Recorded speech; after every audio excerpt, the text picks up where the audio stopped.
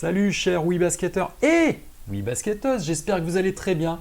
Je suis ravi de vous retrouver pour un nouvel épisode d'Entre-deux. Comme toutes les semaines, le lundi à 19h, un épisode consacré entièrement au basket féminin. Aujourd'hui, au programme, Ligue féminine de basket, Ligue 2, LF2, le programme européen de la semaine qui nous attend, le TGB n'attend pas, ça c'est une petite surprise, et les traditionnelles infos et mercato.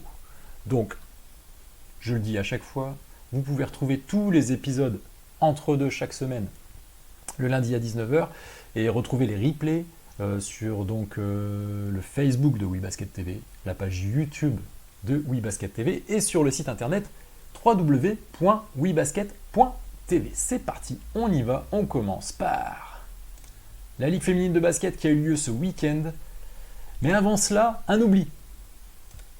Je rétablis un oubli puisque habituellement je cite la MVP de la semaine, mais j'avais oublié la semaine dernière.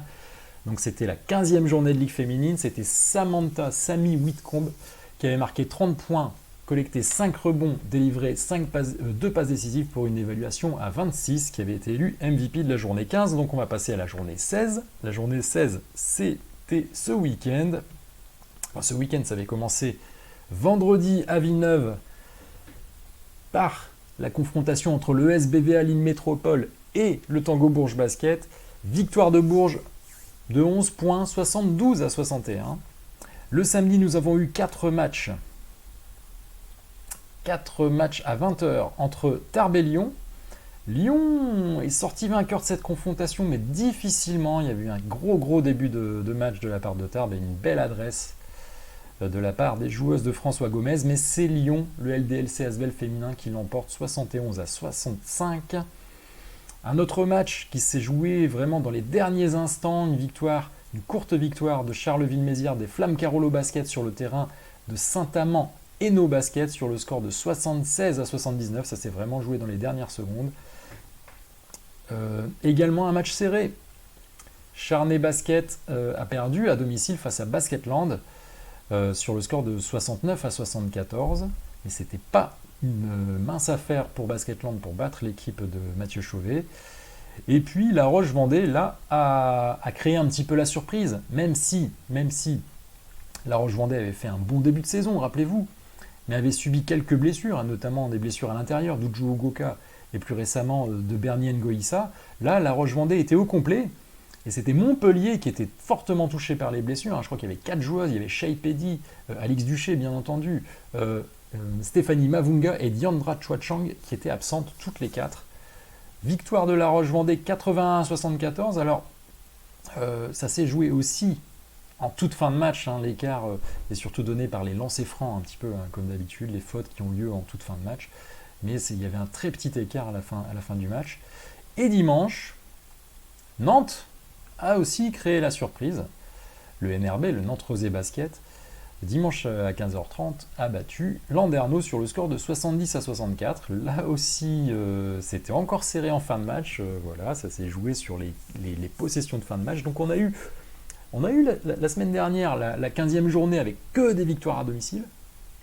Là, on pouvait prévoir que des victoires à l'extérieur, puisqu'en fait, on avait toutes les équipes du haut de tableau qui se déplaçaient chez les équipes du bas de tableau.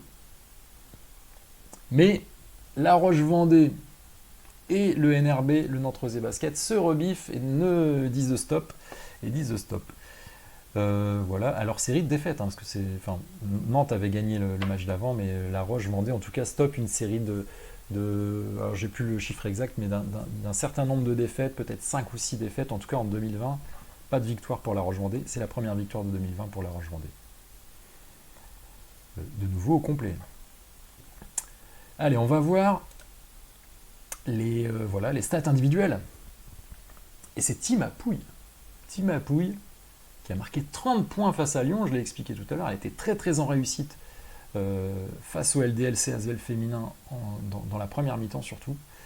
30 points, donc la joueuse du TGB, du Tarbes Gesp Bigorre, qui a marqué face au LDLC Asvel féminin. Gabi Williams, qui est coutumière maintenant, maintenant que sa compère Stéphanie Mavunga n'est plus la lead scoreuse de l'équipe du BLMA de Montpellier. Eh bien, c'est Gabi Williams qui s'en charge, 28 points face à La Roche. Et nous avons une apparition Merveidine, la meneuse du NRB, du Nantes Basket, qui a marqué 22 points face à Landerneau.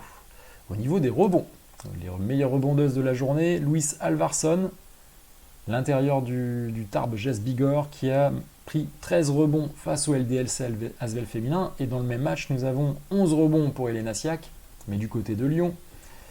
Le RVBC est représenté par Maria Lamant qui a fait un très très bon match face au BLMA et notamment a été clutchissime en fin de match, avant de prendre 5 fautes d'ailleurs. Elle a marqué les 2 derniers paniers avant de prendre 5 fautes qui ont maintenu l'écart de La Roche-Vendée face à Montpellier. Et nous avons 2 Nantaises qui ont capté 11 rebonds dans le match face à Landerneau. Il s'agit de Jacinta Monroe et Nabala Fofana. Au niveau des passes décisives, des joueuses qu'on a l'habitude de voir au niveau des passes décisives, Laetitia Guapo, 7 passes décisives, la joueuse de Charnay face à Basketland, et Hortense Limousin, la meneuse et capitaine de Saint-Amand et nos Basket, qui a délivré 6 passes décisives face à Charleville. Il y a de nombreuses joueuses qui ont délivré 5 passes décisives, il y en a 6 ou 7, je ne les ai pas détaillées, mais il y a aussi eu beaucoup de passes décisives dans les autres matchs. De joueuses en tout cas, qui ont délivré des passes décisives dans les autres matchs. Au niveau des contres et des interceptions, les petites statistiques défensives, nous avons Michel Plouf qui a renvoyé 3 ballons face à Tarbes. Michel Plouf, la joueuse de l'Asvel. Ezine Kalou et Minia Touré ont toutes les deux intercepté 5 ballons. Ezine Kalou, la joueuse nigériane de Landerneau, qui a intercepté 5 ballons face à Nantes. Et Minia Touré, la joueuse française emblématique du 3-3, l'une des toutes meilleures joueuses du monde en 3-3, de Basketland, a réalisé 5 interceptions face à Charnay. La MVP, là je ne l'ai pas oublié, la MVP de la 16e journée, désignée par la Ligue féminine de basket. Il s'agit de Jacinta Monroe qui a fait un double-double, 17 points, 11 rebonds, 2 passes décisives, 25 d'évaluation. Très très performante cette saison, Jacinta Monroe. C'est une très très bonne joueuse qu'on a bien connue, notamment du côté de Saint-Amand. Très bonne joueuse du championnat. Qu'est-ce que ça donne au classement ? Le classement revu et corrigé, puisque, rappelez-vous, nous avons les Flammes Carolo qui ont 17 matchs et Charnay. Elles ont joué la 17e journée en avance. La 17e journée, c'est la prochaine journée. On va en parler dans quelques secondes. Au niveau du pourcentage de victoire, alors la dernière fois, personne n'avait le même pourcentage. Là, maintenant, on a 3 égalités. Et je vous ai fait un petit peu le détail. Alors, premier LDLC Asvel féminin avec 87% de victoire. 4 victoires, 2 défaites. Tango Bourges, 13 victoires, 3 défaites, 81% de victoire. Et deuxième, Latte Montpellier, le BLMA, 11 victoires pour 5 défaites, 68, presque 69% de victoire. Et les Flammes Carolo se placent, et notamment avec la défaite de Landerneau sur le terrain de Nantes. Les Flammes Carolo se placent en 4e position, on en avait parlé il y a 2 semaines. Est-ce que les Flammes Carolo et on avait dit aussi les Guerrières de Villeneuve peuvent remonter vers le haut? Et bien là, c'est le cas, même si les Flammes Carolo ne vont pas jouer le prochain match.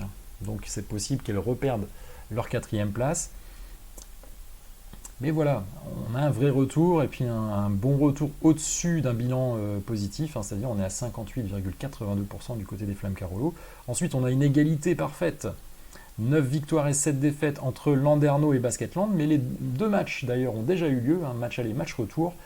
Landerneau-Bretagne Basket, je vous l'ai mis là ici entre parenthèses à plus 9 sur le point avérage particulier par rapport à Basketland. On a également une égalité entre La Roche-Vendée et Villeneuve d'Ascq, 7 victoires et 9 défaites, c'est le bilan inverse d'ailleurs. Donc ce qui nous fait moins de 50%, 43,75% de victoire. Et là, rappelez-vous, il y avait eu plus 40 pour La Roche-Vendée. Au match retour, Villeneuve avait battu La Roche-Vendée, mais n'avait pas rattrapé l'écart. Donc il y a un plus 14 pour La Roche-Vendée au niveau du point avérage particulier entre ces deux équipes. Saint-Amand et nos Basket est seul 9e avec 5 victoires pour 11 défaites, un bilan de 31%. Et là, on a une autre égalité entre le TGB et Nantes Basket. Et là, ça s'est joué. Les 2 matchs aussi, match aller-retour, ont eu lieu. Ça s'est joué à un tout petit point. Donc, au niveau du point avérage particulier, avantage à Tarbes, plus 1. Écharné, donc, avec sa défaite en plus face à Charleville dans le match avancé de la 17e journée, se retrouve lanterne rouge, mais ça pourra très très vite changer. En tout cas, on a 3 équipes à 4 victoires sur les 3 dernières places, et puis voilà, on a Saint-Amand qui a juste une victoire de plus. À noter que donc là on est à la 16e journée, donc pour l'ensemble des équipes il ne reste que 6 matchs, sauf pour les Flammes Carolo et Charny il ne reste que 5 matchs, donc ça veut dire tout simplement que l'Asvel, avec 10 victoires de plus, 9 victoires de plus que Saint-Amand, les Tango Bourges Basket avec 8 victoires de plus que Saint-Amand, Latte Montpellier avec 6 victoires de plus que Saint-Amand, il faudrait voir le point d'avérage particulier, mais en tout cas les deux premiers, LDLC, Asvel féminin et Tango Bourges Basket, sont assurés de faire les playoffs. Ça y est, ils sont qualifiés pour les playoffs. Ensuite, on verra ce que ça donne pour les playdowns, les places européennes. Mais on est déjà sûr que les deux premiers sont en playoffs. Latte Montpellier, 6 victoires de plus que Saint-Amand Inno Basket. Donc on a très forte chance aussi d'être en playoff. Alors j'ai 2 questions à vous poser. Ça, je vous les ai posées un petit peu. Voilà, on va parler des 2 équipes qui se sont un petit peu rebiffées. Doit-on s'attendre à un retour de La Roche vers le haut? Puisque rappelez-vous, avec les blessures, ils ont fortement chuté, une série de défaites.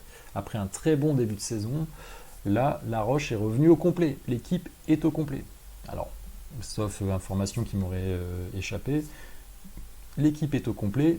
Bernie Ngoïssa n'a pas joué énormément dans le dernier match face à Montpellier, mais elle est revenue, elle a joué 15-16 minutes je crois, et puis forcément elle a pesé sur la rencontre. Et la deuxième question que j'ai à vous poser, alors d'abord, est-ce que La Roche, on peut les retrouver de façon assez puissante sur cette fin de saison, au complet?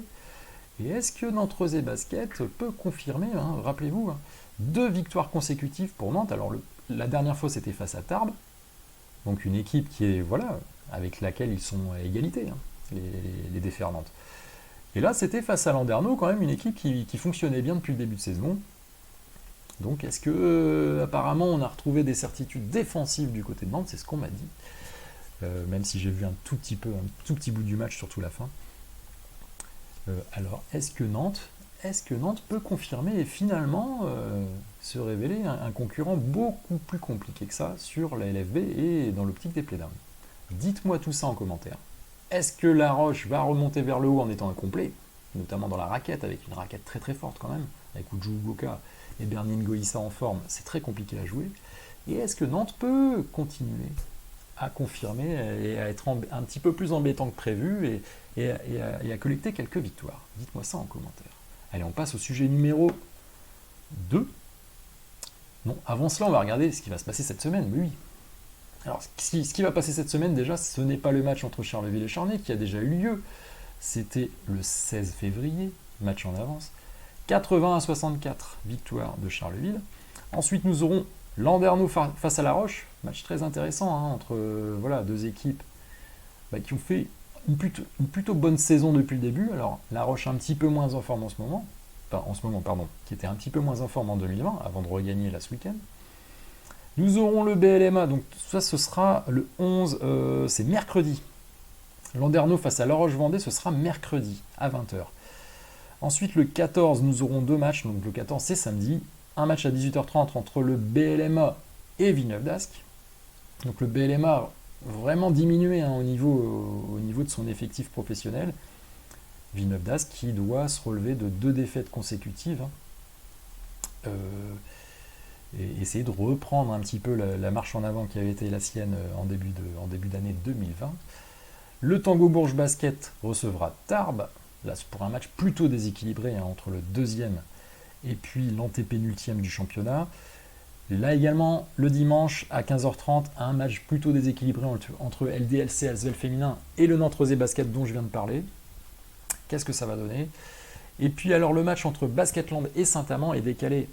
Ce sera le mercredi suivant, le mercredi de la semaine prochaine à 20h, puisque Il y a des matchs européens, je vais en parler un tout petit peu plus tard, qui concernent Basketland. Alors Basketland a eu son calendrier qui a pas mal été chamboulé, qui a été rechamboulé. Au début, il avait été chamboulé à cause des compétitions de TQO 3-3, puisqu'il y a 2 joueuses de Basketland qui sont concernées par l'équipe de France 3-3. Mais comme le TQO a été reporté pour cause de coronavirus, j'en parlerai un tout petit peu tout à l'heure, eh bien on a replacé quelques matchs, mais pas tous. On va passer à la Ligue 2 et on reviendra un petit peu plus tard, notamment dans le programme européen concernant les matchs qui nous attendent cette semaine. Que s'est-il passé en Ligue 2 ce week-end? Eh bien, la Tronche-Mélan, en battant Calais, s'est assuré le maintien. Victoire 75-59. La Tronche-Mélan, donc le promu, assure son maintien en Ligue 2. Le Pôle France a battu Rezé. Donc c'était les 2 derniers du championnat qui s'affrontaient et le Pôle France a battu Rezé. Une conséquence directe, c'est que Rezé sera en NF1 l'année prochaine, relégation pour Rezé après ce match, après cette défaite. Toulouse a perdu à domicile face à Chartres sur le score de 75-77. Strasbourg a perdu également à domicile face à Aulnois, le leader, 51-72. Montbrison a perdu 60-72 face à Angers. Et puis dimanche, Reims a gagné, Reims deuxième du championnat, a gagné face à Mondeville sur le score de 66-64. Qu'est-ce que ça donne au classement? Alors, le classement, là, celui-là, je ne l'ai pas retraité. Il faut bien faire attention aux places de Toulouse et de Mondeville qui ont un match en moins, qui en réalité, vous voyez, Toulouse a une victoire de plus que la Tronche-Mélan. Mais donc nous avons Aulnois et Reims avec 17 victoires qui occupent la première place. Aulnois a toujours le point avérage en avantage sur Reims.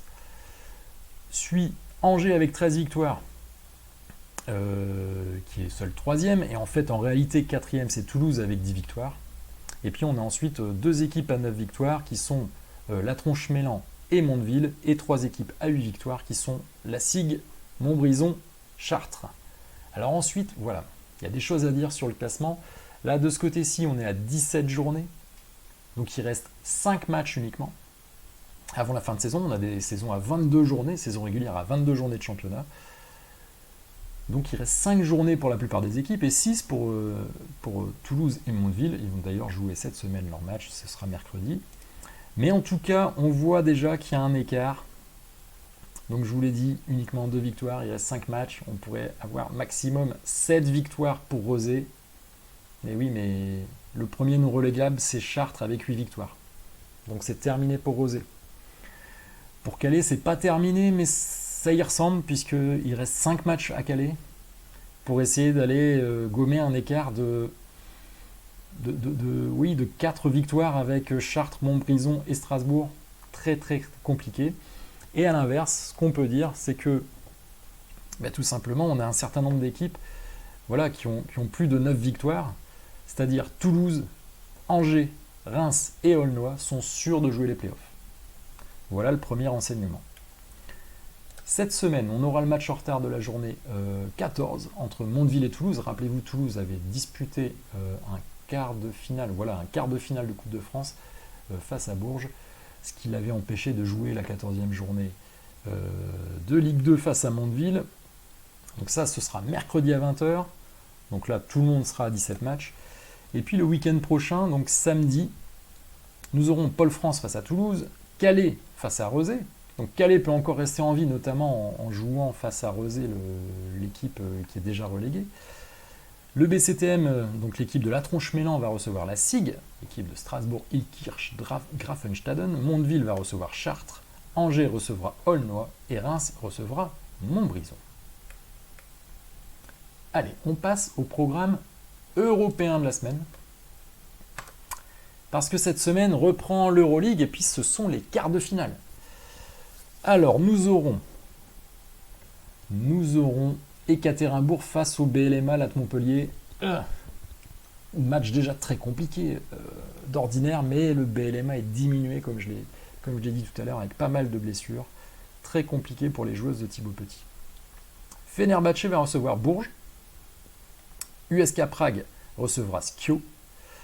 Et le LDLC Asvel féminin recevra Nadezhda Orenbourg. Alors vous avez les horaires ici, on a 15h pour le match entre Ekaterinbourg et le BLMA, 17h30 pour le match entre Fenerbahçe et les Tango Bourges Basket. Celui entre USK Prague et Familia Skio sera à 19h et LDLC Asvel féminin, ce sera à 20h. On pourra regarder un petit peu tous les matchs. Très intéressant. Là, je vous ai mis les matchs retour qui auront lieu une semaine plus tard, le mercredi 18 mars. Donc voilà, ce sera Nadezhda LDLC Asvel féminin, BLMA Ekaterinbourg, Tango Bourges Basket face à Fenerbahçe, Familia Skio face à l'USK Prague. Je vous rappelle que le système d'élimination, ce sont comme des playoffs, c'est-à-dire que c'est en 2 matchs gagnants. Donc en cas d'égalité après ces 2 matchs-là, il y aura une belle pour chacune des confrontations. La question que j'ai envie de vous poser, puisque d'une certaine manière, les chances du BLMA face à Ekaterinbourg semblent très très minces. Je pense qu'il n'y a pas vraiment de débat. Ce serait vraiment un exploit monumental pour Montpellier de se qualifier face à Ekaterinbourg. Les chances du LDLC Asvel féminin face à Nadezhda Orenbourg sont vraiment réelles. Je pense que tout le monde est à peu près d'accord là-dessus. Vraiment, les Lyonnaises ont une vraie chance de se qualifier face à Orenbourg. D'ailleurs, les Lyonnaises ont terminé 2e. Elles auront l'avantage du terrain en cas de belle. Et puis Nadezhda Orenbourg a fini 3e. On a vu que ce n'était pas une équipe complètement imbattable. Elles étaient dans le groupe de Bourges. Donc la question ne se pose pas vraiment. La question que j'ai envie de vous poser, c'est est-ce que Tango Bourges peut éliminer Fenerbahçe? Fenerbahçe avait terminé leader du groupe B. Bourges finit 4e. Mais est-ce que vous pensez que l'équipe d'Olivier Lafargue peut battre Fenerbahçe? Alors je ne sais pas pourquoi. Hop, on va l'ajouter au dictionnaire. Hop, sur ma présentation, Fenerbahçe, il me semble, Fenerbahçe, oui, on l'écrit comme ça, avec le H avant le C. Dites-moi ça en commentaire, est-ce que Tango Bourges peut éliminer Fenerbahçe? Dites-moi ce que vous en pensez. On passe à l'Eurocup. Programme européen, l'Eurocup, ça concerne ce que je vous ai dit tout à l'heure. Les 2 matchs franco-français, à cause du TQO, ou voilà, en conséquence du TQO qui était prévu, le TQO 3-3 qui était prévu le 18, je crois, entre le 18 et le 20 mars, là, les 2 équipes françaises avaient avancé leur match aller et retour. Donc on aura le match aller mardi, demain, le 10 mars, à la Caisse d'Épargne Arena, devant 999 personnes, j'imagine. Entre les Flammes Carolo et Basketland, j'ai failli dire Bourges, je ne sais pas pourquoi. Donc à 20h, ce sera mardi à 20h, donc à suivre. On aura des lives à suivre via les flux de la FIBA, parce que je pense que tout le monde ne pourra pas aller voir ce match de toute façon. Match retour vendredi à Basketland, même chose, à mon avis, devant 999 spectateurs, il faut l'espérer d'ailleurs, plutôt que d'avoir un huis clos. Donc ce sera vendredi, alors que les autres équipes vont jouer jeudi. Donc on aura Brenne-Valence, Dynamo Koursk face à Perfumerias Avenida Salamanque, Reyer Venise face à Gérone. Et les matchs retour auront lieu la semaine prochaine pour ces 3 équipes-là. J'ai une question à vous poser qui est très simple.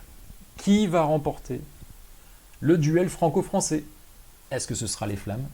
Est-ce que ce sera Basketland? Allez, à vos pronostics.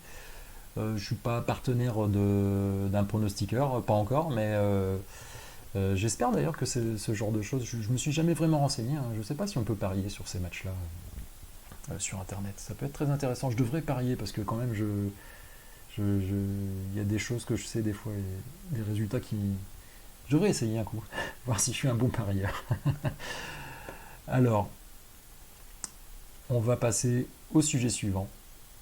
Alors, qui va remporter le duel franco-français? On passe au sujet suivant. Le sujet suivant qui est le TGB n'attend pas. Qu'est-ce que c'est que ça, le TGB n'attend pas? Eh bien, c'est une super production de WeBasket TV. En fait,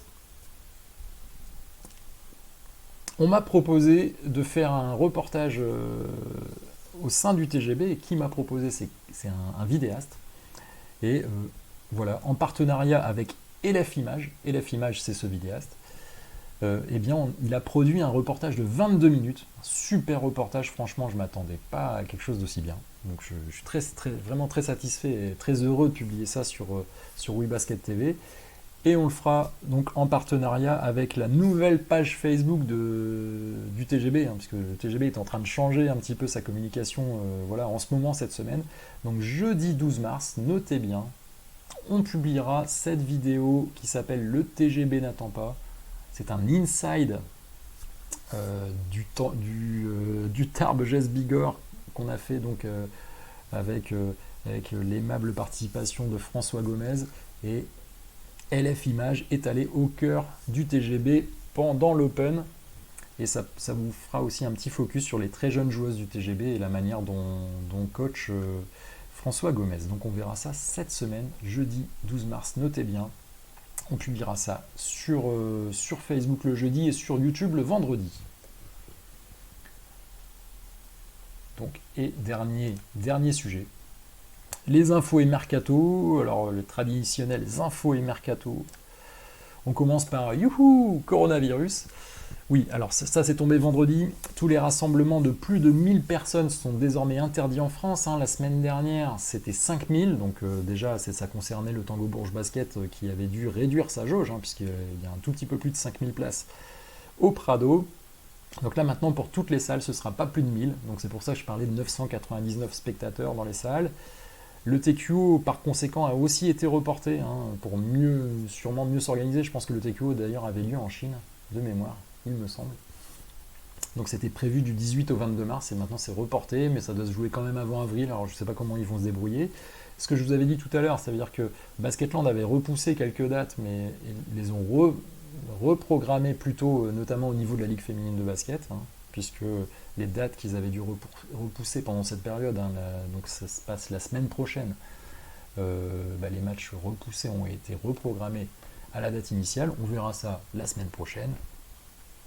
Info Mercato, Valeria Berezinska, l'intérieur de Tarbes, 33 ans, 1m96, a signé au LDLC Asvel féminin. C'était la semaine dernière, c'était avant le match, la confrontation directe entre Tarbes et LDLC Asvel féminin. Il y a eu un accord entre les deux clubs pour qu'elle ne joue pas face à son ancienne équipe, mais elle vient renforcer les Lyonnaises pour pallier l'absence prolongée de Clarissa Dos Santos, toujours blessée. Info très positive, allez, il faut rester positif. Info très positive, là c'est Olivia Ipupa. Olivia Ipupa a cartonné en Australie. Elle est championne d'Australie. Elle a été MVP des finales avec son équipe de Canberra Capitals. Elles ont battu Southside. Alors dans son équipe, il y avait également Kia Nurse, qui est une des top joueuses de WNBA, notamment de la franchise de New York, joueuse canadienne qu'on a croisée plusieurs fois avec l'équipe de France. Et Mariana Tolo, qui avait fait un petit passage en France, était dans cette équipe de Canberra Capitals. Et de l'autre côté, à Southside, on avait les deux anciennes joueuses d'Arras, notamment Leilani Mitchell et Jenna Ohi, qui était passée aussi par Montpellier. Donc voilà c'était la fin du championnat australien. Est-ce que ces joueuses-là vont arriver peut-être en fin de saison dans le money time des playoffs à la fois pour l'Euroleague et peut-être en championnat de France, ça peut être possible, pourquoi pas. J'imagine bien qu'il y a peut-être une place ou deux pour Olivia Ipupa pour finir la saison. On va voir ce que ça donne. Et puis enfin, l'Euroleague Women Awards. Les Euroleague Women Awards, alors je pense que c'est une nouveauté, parce que ça me dit rien, l'année dernière il me semble que c'était pas comme ça. En tout cas, il y a plusieurs... c'est ouvert au public. Vous pouvez voter pour grosso modo, votre meilleur 5 de l'Euroleague, le meilleur coach, la meilleure défenseur et la meilleure jeune. Donc rendez-vous sur le site, vous voyez, l'adresse est un petit peu compliquée, c'est www.fiba.basketball/Euroleague Women, et vous tapez dans Google Euroleague Women et vous tomberez sur le site et très rapidement sur le vote. Allez, c'est terminé pour aujourd'hui. Écoutez, je vous remercie d'avoir suivi cette vidéo. Si vous l'avez apprécié, mettez un petit like, un petit pouce bleu, comme d'habitude. Likez, partagez, commentez. Je vous ai posé quelques questions. N'hésitez pas à commenter. Je remercie comme d'habitude les photographes à qui j'ai emprunté les photos, Romain Chaïb, Thibault Lasserre, Choutelot, etc. Portez-vous bien, faites attention à vous. la question que j'ai à vous poser aussi. Est-ce que vous allez continuer à vous rendre, à essayer d'aller dans les salles de basket, là, même s'il y aura un petit peu moins de place que prévu? Il me reste à vous souhaiter une excellente semaine. Portez-vous bien, faites attention. Vive le basket et vive le basket féminin. Ciao, ciao.